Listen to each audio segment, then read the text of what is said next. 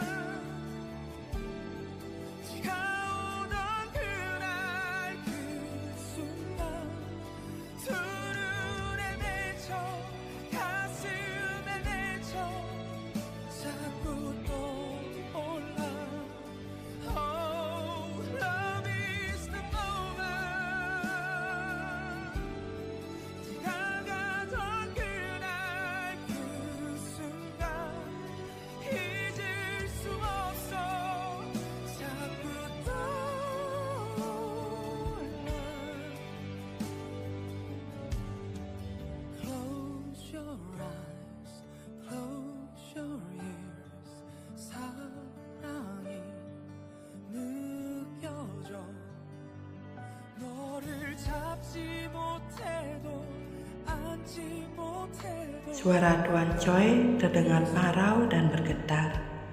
Bahkan air mata sudah menetes di pipinya. Yen hanya tertunduk diam. Tidak pernah selama hidupnya ia melihat apanya menangis kecewa karena dirinya.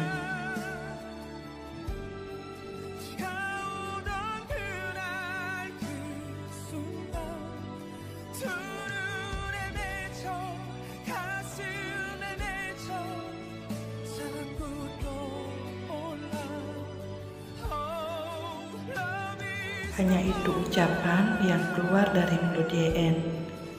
Dia merasa sangat bersalah karena selama ini orang tuanya selalu menekankan dirinya untuk berhubungan secara sehat sebelum mereka menikah. Dan Yen berjanji akan hal itu. Yen bisa merasakan kekecewaan orang tuanya karena dia sudah tidak menepati janji.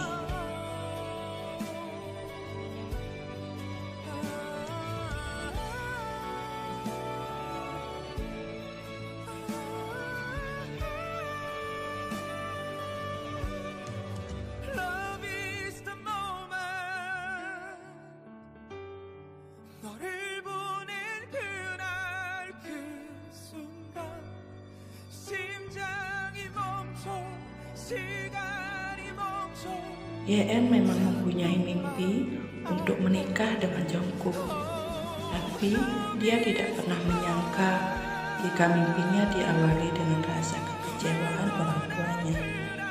Dengan linangan air mata dan perasaan mengganjal, Yen memandang kepergian orang tuanya.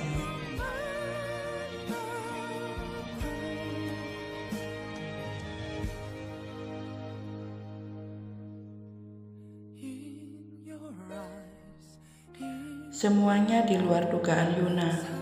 Dia yang mengira jika orang tua Yen akan marah dan memutuskan hubungan Jungkook dan Yen, justru mereka akan dinikahkan. Obat penggugur kandungan yang ia masukkan dalam minuman Yen pun ternyata tidak membuahkan hasil.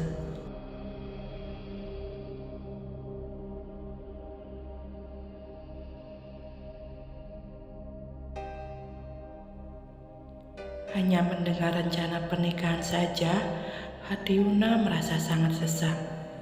Bagaimana jika pernikahan itu terjadi?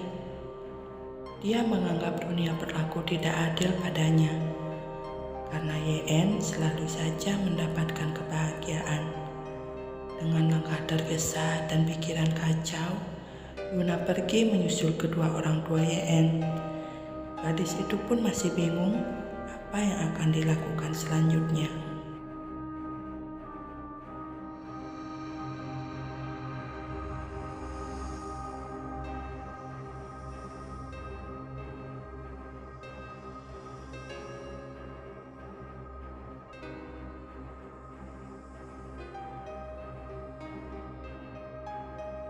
Yuna menggigit-gigit kuku jemarinya saat ia memandang keluar jendela.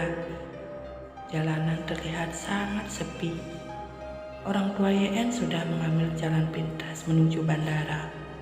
Spontan, rencana jahat muncul dalam benaknya.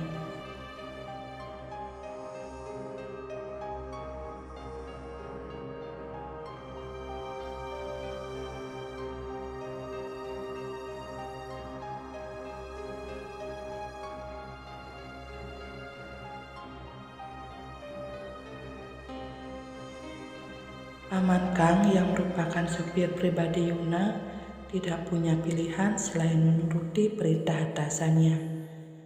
Pria parubaya itu menghela napas panjang, lantas melajukan mobilnya dengan kecepatan tinggi. Dan akhirnya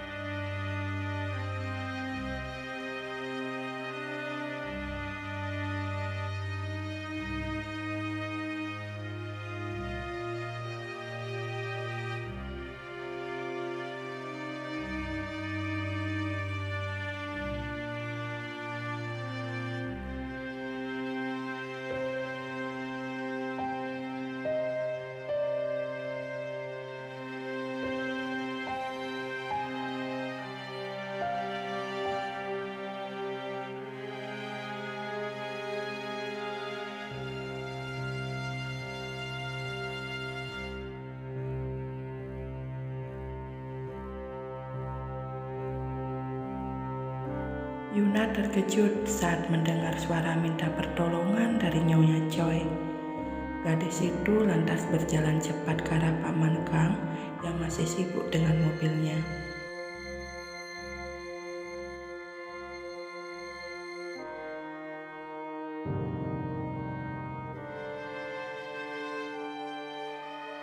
Yuna merasa sangat ketakutan, kebingungan.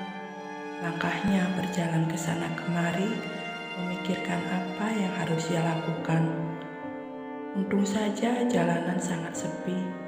Orang-orang bahkan jarang melewati jalanan itu sangat malam.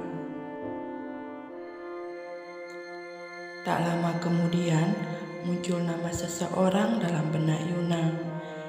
Ia teringat jika dulu YN pernah bercerita tentang hubungan tidak baik antara apanya dan saudara tirinya. Daniel Choi, saudara tiri apa YN, dan kebetulan pria itu juga merupakan rekan bisnis dari apanya.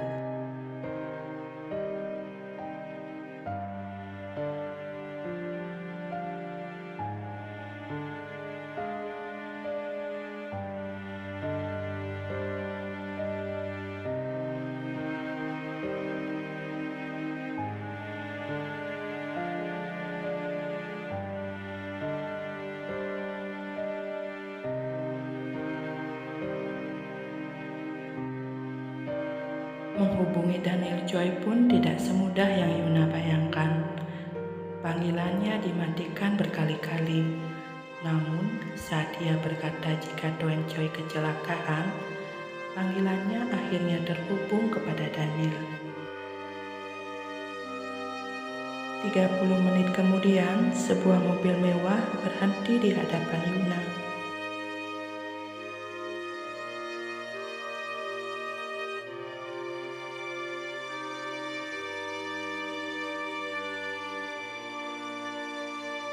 Daniel hanya menunjukkan senyum simpulnya.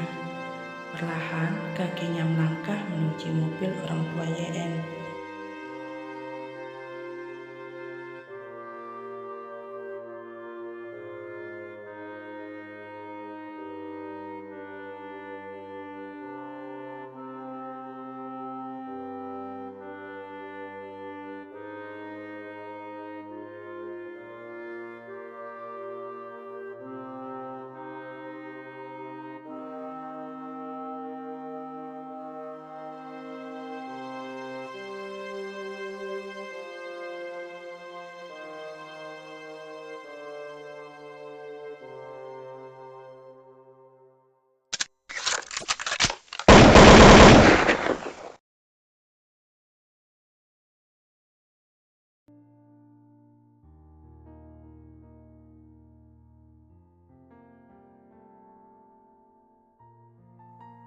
Jongkook membaringkan tubuhnya di ranjang.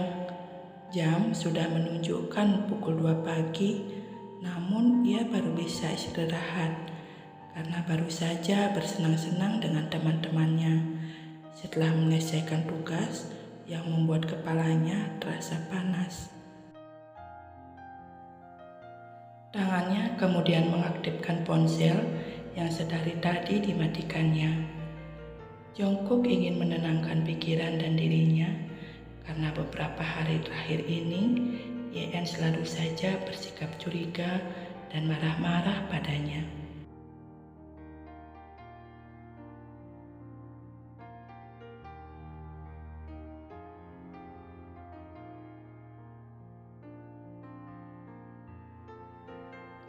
Jongkook memejamkan mata sekejap lalu kembali membukanya. Biasanya Yeon akan mengirimkan banyak pesan padanya jika seharian tidak memberikan kabar. Namun hari ini tidak ada satupun pesan dari Yeon untuknya.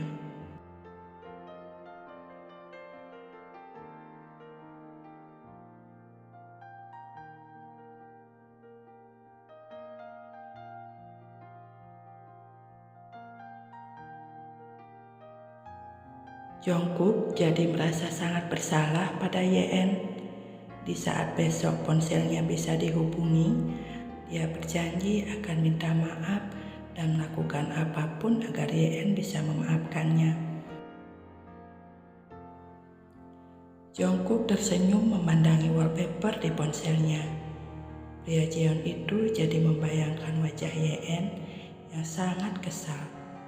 Pasti bibirnya mengerucut dengan pipi menggemu lucu. Jongkook jadi ingin menggigit pipi menggemaskan Yeon.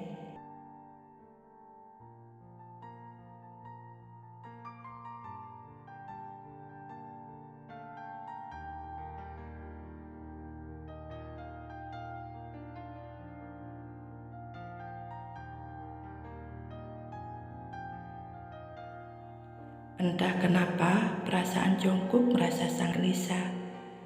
Diciumnya foto Yeon berkali-kali. Ia ingin cepat tertidur untuk menghilangkan rasa gundah di hatinya.